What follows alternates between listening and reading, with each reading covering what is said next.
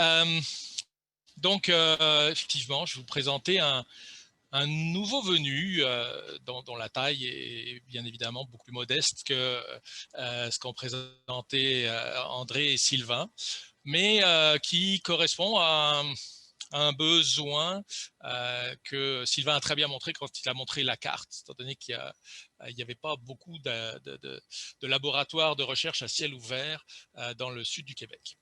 Donc, ma présentation, je vous ai mis le résumé avant de vous mettre, avant de vous présenter le bassin, juste pour situer un peu le bassin. D'abord, comme je le dis, Québec méridional, on est parti d'un constat il y a 5-6 ans que à la fois il manquait d'infrastructures de recherche dans le sud du Québec et il manquait aussi à l'ETS de laboratoires d'apprentissage pour l'hydrologie. L'ETS, c'est une école d'ingénieurs, c'est une université où on donne accès aux étudiants au bac à beaucoup de laboratoires et la possibilité d'apprendre en faisant. Et jusqu'à présent, l'hydrologie, elle était enseignée dans un laboratoire d'hydraulique et on trouvait que c'était peut-être pas l'optimum. Donc, on a cherché un site diversifié, tant dans le zonage que dans la topo. Bon, comme je l'ai dit, il est récemment équipé. Je viendrai tout à l'heure sur l'historique, mais l'historique est très récent. Tout comme les deux autres bassins versants déjà présentés, il y a une vocation mixte, enseignement-recherche. Et puis, une des particularités, et certainement ce que l'on découvre le plus comme intérêt quand on fait de la recherche au bassin versant expérimental de Sainte-Marthe, c'est le fait que, au-delà d'un laboratoire, c'est un observatoire.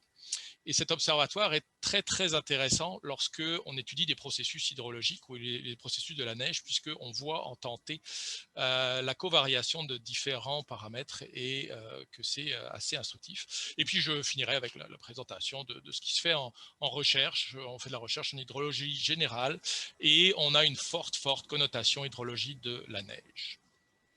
Bon, où est situé ce bassin plus précisément? Donc, vous avez ici à gauche la carte du sud du Québec, en tout cas de la région de Montréal. Vous voyez l'île de Montréal ici. On se situe dans la MRC de Vaudreuil-Soulanges, à l'extrémité ouest de cette MRC. Et puis, on est à peu près à 1 heure de route de Montréal. Ce qui fait, c'est qu'on opère sans infrastructure solide là-bas, enfin en dur, on peut aller opérer directement de l'ETS. On est, donc si je viens ici sur la carte de gauche, on cherchait de la topographie et du coup, le bassin versant expérimental de Sainte-Marthe se situe à flanc de colline du Mont Rigaud.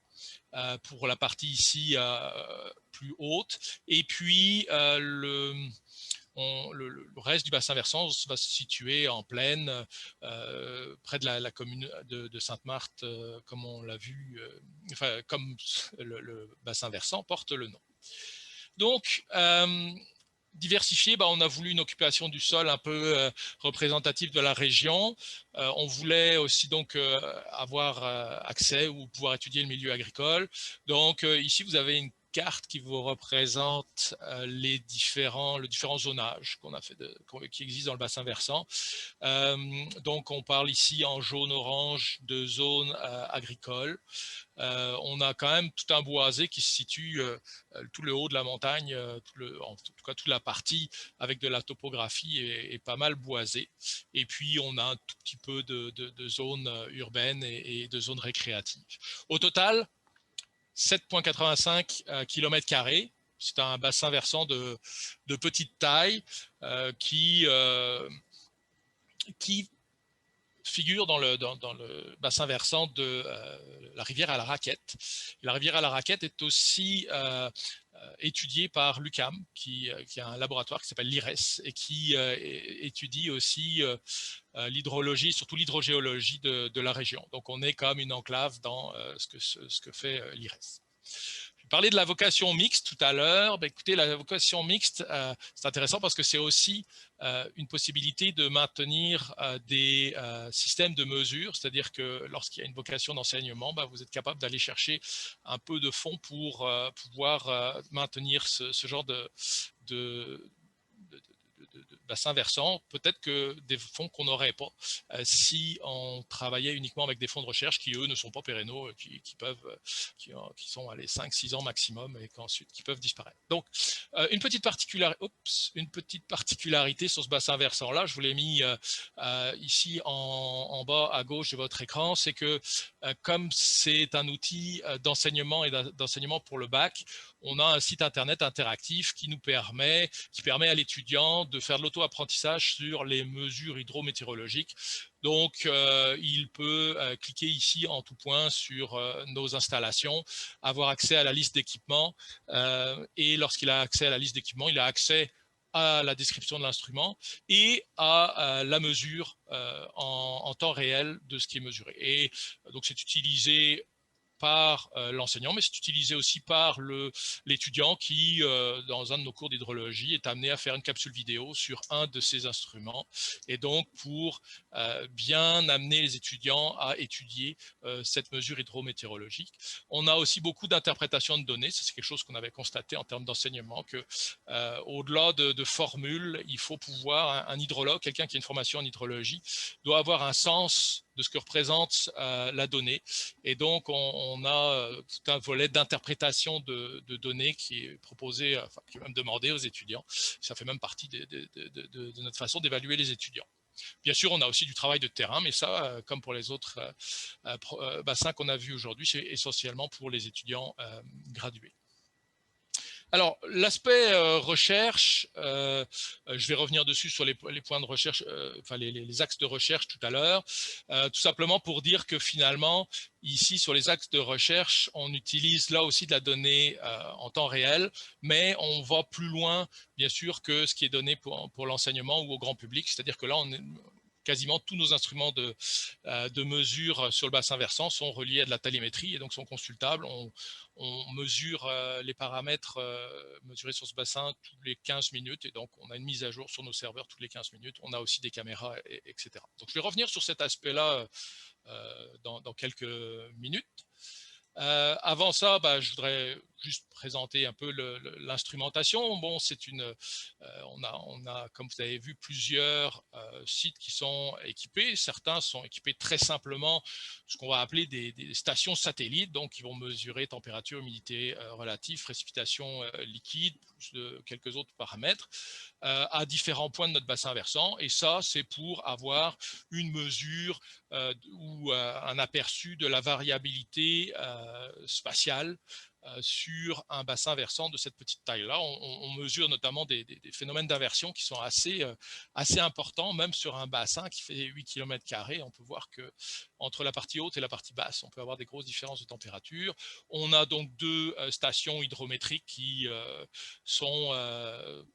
qui fonctionnent sur la mesure de la hauteur d'eau et on a des courbes de tarage qui sont établies pour transformer ça en débit.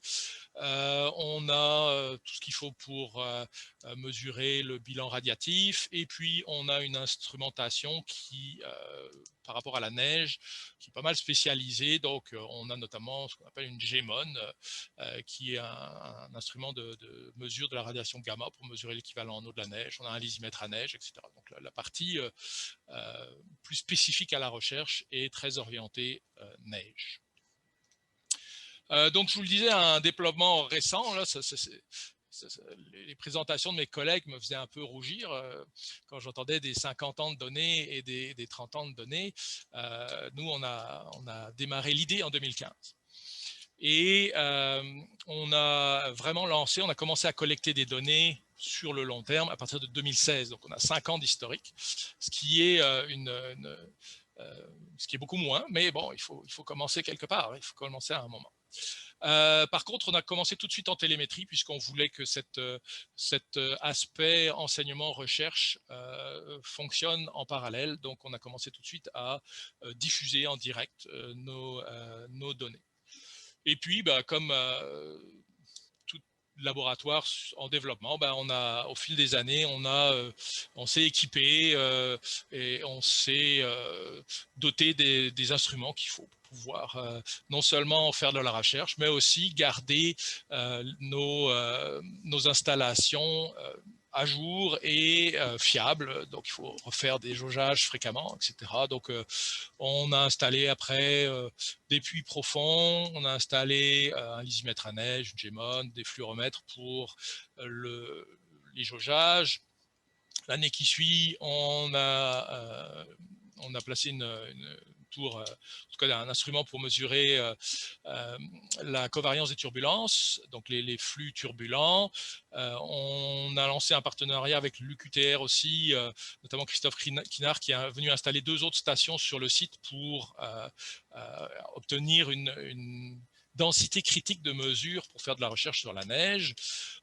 L'hiver, depuis 2 ans, on a installé des TDR pour la mesure de la permittivité de la neige, on a des auto-échantillonneurs pour les isotopes, on a des géoradars, il y a un ADCP qui s'en vient bientôt. Et puis, bon, voilà, il y a des projets. L'idée est d'y aller relativement progressivement. Pourquoi? Parce que, comme ça a été évoqué précédemment, un des challenges, un des défis pour les gestionnaires de ce genre d'instruments, c'est de maintenir l'installation. C'est toujours facile. Notre métier, c'est plus facile d'aller chercher des instruments modernes qui présentent une avancée technologique que de remplacer le matériel existant, de maintenir des installations. Donc ça, c'est vraiment une difficulté. Et donc, c'est pourquoi notre idée aussi est de, oui, tous les ans, on installe de nouveaux instruments, mais on ne veut pas aller plus vite parce qu'on veut toujours être en mesure de maintenir ce que l'on a. Autre chose, point très important, c'est que nous n'avons pas de terrain sur place. Nous avons un accord avec la municipalité de Sainte-Marthe, qui n'est pas Sainte-Marthe-sur-le-Lac d'ailleurs, municipalité de Sainte-Marthe, qui nous accueille sur des terrains à eux, et on a un accord de 10 ans renouvelable. Donc on a rencontré le conseil municipal, etc., pour avoir ces accès-là. Ils nous ont aussi donné accès à des propriétaires privés qui nous ont permis de placer des installations telles que Hydro 1 ici, notre station hydrologique principale qui marque l'exutoire du bassin versant, ou la station haute, etc., qui ne sont pas sur des terrains municipaux. Donc on a cet avantage d'être en partenariat avec une municipalité extraordinaire. Donc la municipalité de Sainte-Marthe, qui non seulement son conseil municipal, mais tous les habitants qu'on a eu à contacter pour faire telle et telle mesure sont très très accueillants. Et donc je tiens à souligner que sans la collaboration de cette municipalité, il n'y en aurait pas de bassin versant expérimental à Sainte-Marthe. Je parlais tout à l'heure d'observatoire et je tiens juste à donner une petite précision là-dessus. Toutes nos données sont, pas toutes, mais je dirais 95% de nos données sont reliées à de la télémétrie, ce qui fait qu'on peut observer les phénomènes au fur et à mesure qu'ils apparaissent. Oui, c'est très utile quand on fait de l'enseignement parce que lorsque vous enseignez de l'hydrologie dans une salle de classe, c'est toujours intéressant de dire, regardez, il pleut, allons voir la réaction à la précipitation que peut avoir le bassin versant. Donc c'est de l'illustration. Mais en recherche, je dois avouer, surtout en recherche de la neige, qui est ma spécialité, on est capable de voir comment évolue la situation en suivant une bonne quinzaine de paramètres, tels que la température de la neige, son humidité, l'infiltration, les données du lysimètre, etc. Et ça nous aide dans l'étude des processus pour bien comprendre le lien et la liaison qu'il peut avoir entre tels paramètres. Autre chose aussi, c'est grâce à nos techniciens dédiés, eh bien, on est capable aussi d'installer des technologies propres, comme on est capable de prendre des échantillons de pluie ou d'eau de fonte, etc., directement dans une section. On appelle ça l'échantillonneur à boule. Pourquoi? Parce que quand vous prenez des échantillons pour les isotopes, ce qu'il faut surtout, c'est que vous sépariez le contact entre la surface de votre échantillon et l'air ambiant pour pas qu'il y ait d'évaporation. Et donc là, on a développé des appareils particuliers qui nous permettent de faire ça. Et on déclenche ça chez nous. Bon, alors le seul point embêtant, c'est quand vous avez des précipitations à 2 heures du matin, là, il faut se réveiller, mais à part ça, on a accès à ça de notre téléphone, etc. Et donc ça, c'est un plus que peut-être moi j'avais négligé au départ, mais dont je vois l'intérêt aujourd'hui. Donc, si on poursuit les projets de recherche. Alors, les projets de recherche, c'est clair, hydrologie de la neige, je vais y revenir dessus. Il y a une forte coopération avec le Géotop, puisque je fais aussi partie du Géotop, donc le laboratoire fait aussi, enfin le BVE fait aussi partie du Géotop. Et donc là, on a reçu quelques subventions pour faire de la recherche en équipe. Je vais revenir là-dessus. Autre coopération, j'en ai parlé tout à l'heure, c'est la coopération qu'on a avec l'UQTR et notamment Christophe Kinard qui a installé des équipements. Ces équipements-là ne font pas partie de ce que j'ai présenté jusqu'à présent parce qu'elles ne sont pas reliées à notre, à notre système de télémétrie. Par contre, on travaille ensemble sur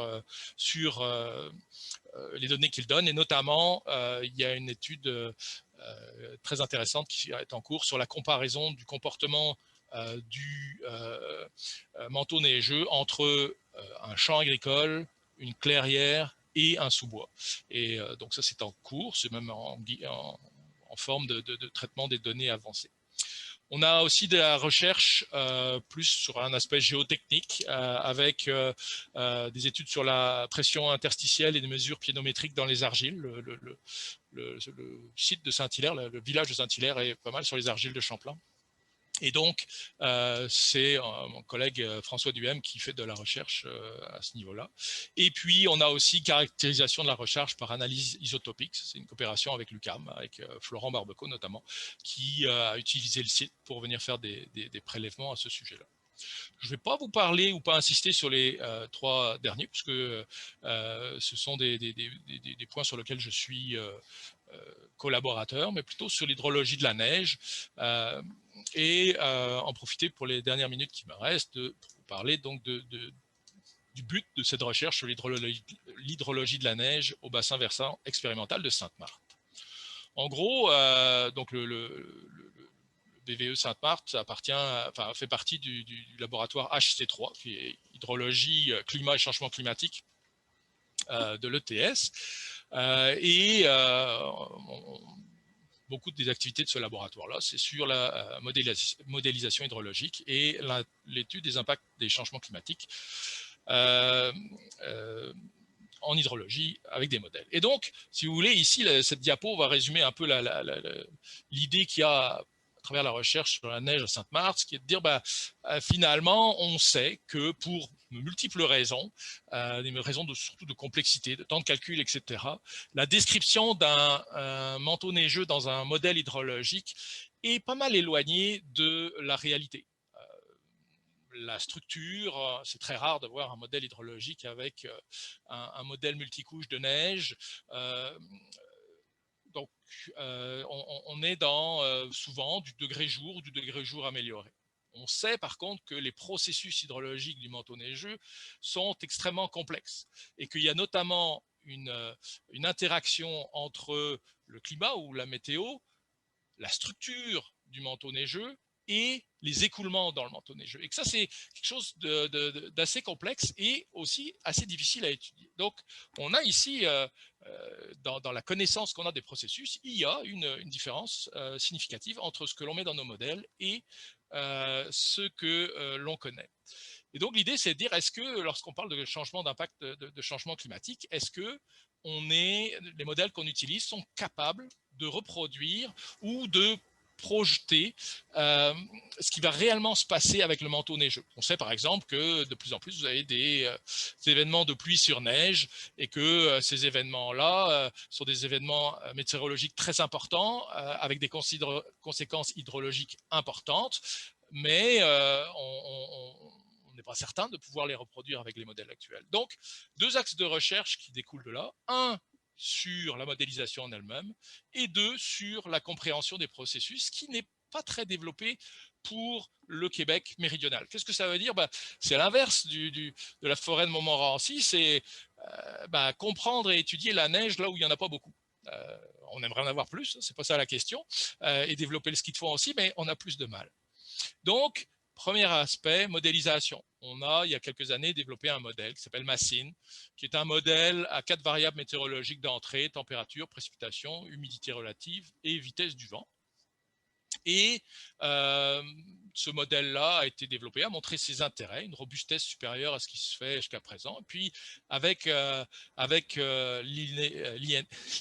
pardon, l'équipe d'Alain Rousseau, eh bien, il y a une étude pour incorporer des principes qui ont été développés dans Massine dans Hydrotel, notamment pour son application au nord, pour des projets au Yukon. Donc, bien sûr, le bassin, il sert aux chercheurs qui travaillent sur ce modèle, mais aussi il sert à fournir des éléments qui n'existent que très peu, qui sont les paramètres internes du manteau neigeux que notre modèle vise à reproduire.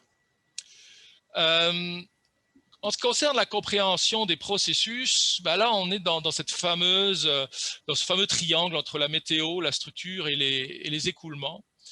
Et là, on est dans une approche absolument multiméthode. Pourquoi? Parce que c'est, comme je le disais, c'est complexe. On ne peut pas voir à travers un manteau neigeux.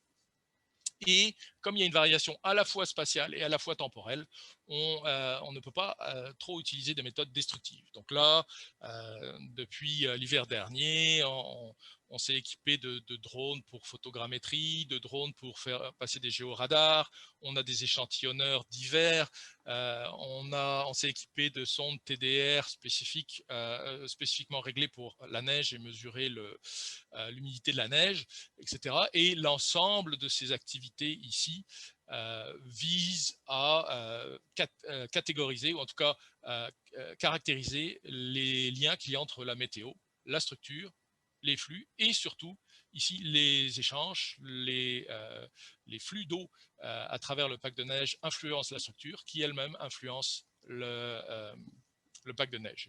C'est dans ce domaine-là qu'on pense qu'il y a des connaissances à acquérir sur ce domaine. Donc, là aussi, on est relativement récent, on a un papier qui est en révision, donc je ne veux pas être trop optimiste, mais bon, je pense qu'on est en mineur, donc ça devrait être correct, qui montre les premiers résultats des travaux dans ce sens. Et puis, on a cet hiver mené beaucoup de mesures pour aller dans ce sens-là.